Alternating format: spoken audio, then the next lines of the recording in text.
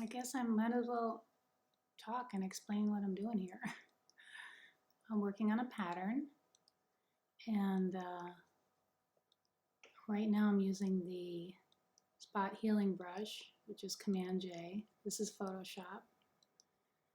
And I basically have added on to this little branch because also fixing some kind of smudgy areas.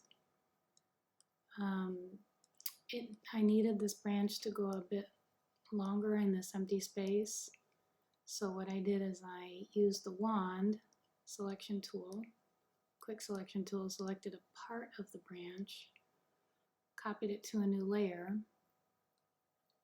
and now I'm altering that so that it doesn't look like a copy, kind of cutting around, changing some things so that it's blended and gets the look I want. So now when we pull back, that branch extends into that empty space. I'm almost done with this pattern.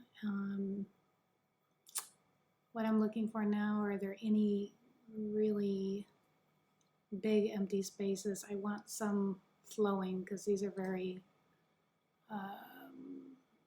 intricate kind of motifs, so I don't want this pattern to be super full.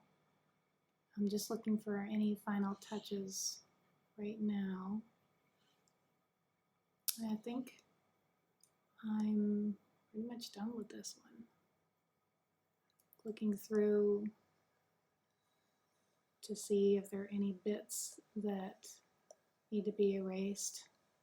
That's why I put the dark background there.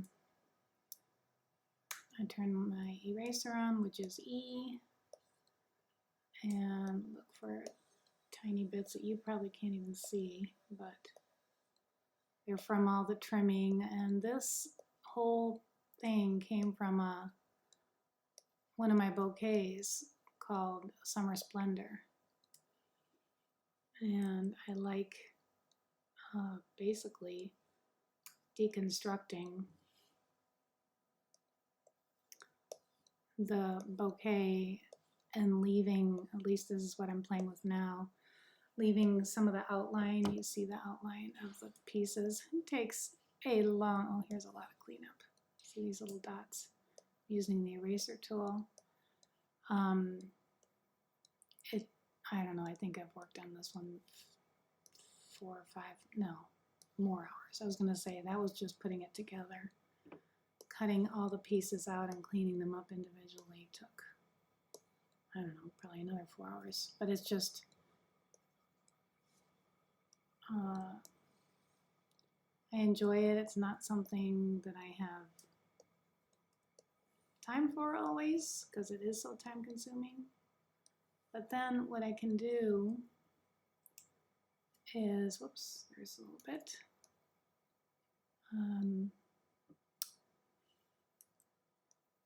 Is, you know, have it as a pattern for fabric and other things, and then also licensing. I had someone contact me about licensing one that I posted this week. So, and then I can change the colorways. That's really fun too. So here in a second, I'm going to, yeah, I think it's all, oh, there's a few little bits. I'm going to show you a little bit of color play. Whoop, no, see, I had the, so Command Z to undo, I had the spot healing brush on, not the eraser. I go back and forth, you know, because there's this, I'm doing spot healing and then also erasing. And they look the same in the little circle on the screen. All right, I think I've got them all. Now I'll take off this yucky blue background, which is just to help me see. And we'll just put in the white background I wanted, which is going to be much nicer looking.